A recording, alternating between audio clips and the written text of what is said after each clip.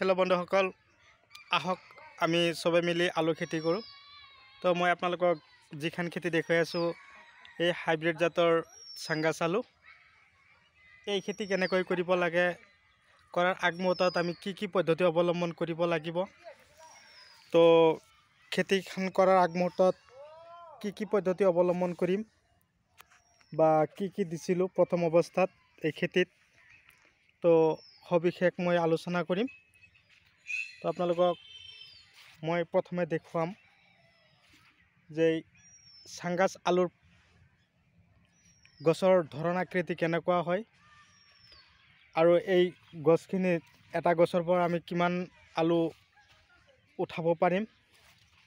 ইয়াত অলৰেডি 2 বিঘা মাটিৰ চাংগাছ আলুৰ খেতি কৰা হৈছে।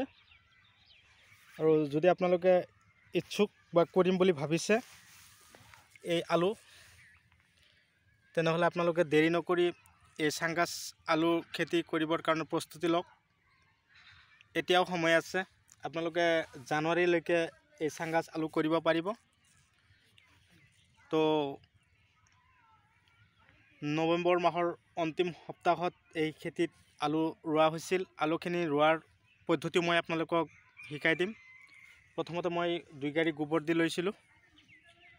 তাৰপিছত আপোনালোকক কৈ দিছোঁ যে মই পটাছ দি দিছিলোঁ 1 বস্তা 2 বিঘাত। মাটি সাৰ দি দিছিলোঁ ছুপাৰ 1 বস্তা। দিয়াৰ পিছত ধুনীয়াকৈ হাল মাৰিব লাগিব। মই ধুনীয়াকৈ হাল মাৰি চহাই লৈছিলোঁ।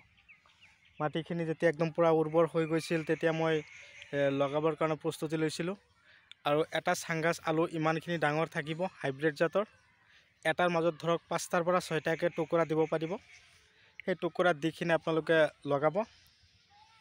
এটাৰ আলুৰ পৰা যেতিয়া 5টা টুকুৰা হ'ব, এয়া চাওক গছখিনি এনেকুৱা হৈছে।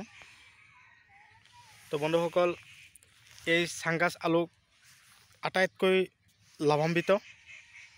এই আলু খেতি কৰি আপোনালোকেও লাখত টকা উপাৰ্জন কৰিব পাৰিব। ইয়াত ধৰক আপোনালোকে যিখিনি খেতি দেখুৱাই আছোঁ আপোনালোকক, 2 বিঘা মাটিৰ মিনিমাম ধৰক 60 কুইণ্টেল আলু উৎপাদন হ'ব। আলুৰ যিখিনি খেতিত লগোৱা হৈছে এইখিনিত কোনো ধৰণৰ বেমাৰ আজাৰে অতি সোনকালে আক্ৰমণ কৰিব নোৱাৰে।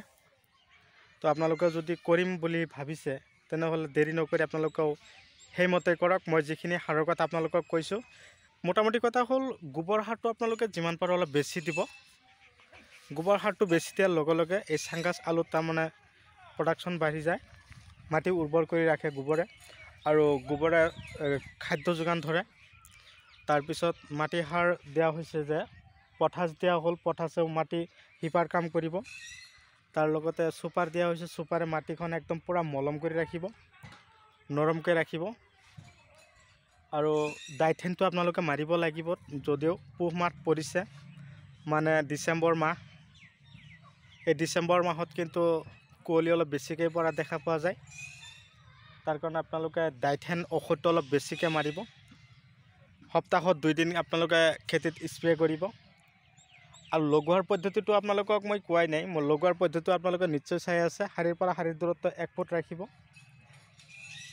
এটা আলুৰ পৰা আৰু এটা আলুৰ দূৰত্ব দিব 8 ইঞ্চি দি কিনে আপোনালোকে লগাব।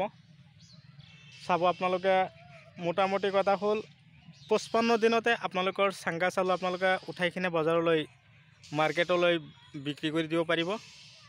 তো বন্ধুসকল, আপোনালোকে মোৰ নতুন ভিউৱাৰ্ছ হৈ আছে নেকি? যদি তেনেহ'লে মোৰ চেনেলখন ছাবস্ক্ৰাইব কৰি ল'ব।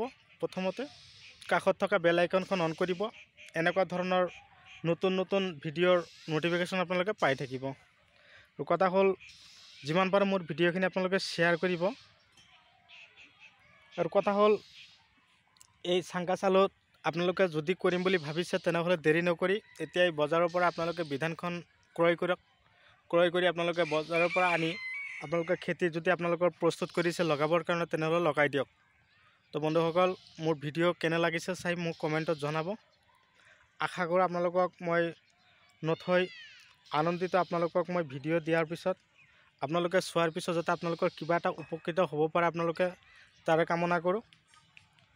তো আপোনালোকে এনেকুৱা ধৰণৰ ভিডিঅ' পাই থাকিব, আপোনালোকে প্ৰত্যেক দিনে এটাকৈ নটিফিকেশ্যন পাই থাকিব। তো খেতিৰ বয়স অলৰেডি ধৰক 1 মাহ হৈ গ'ল।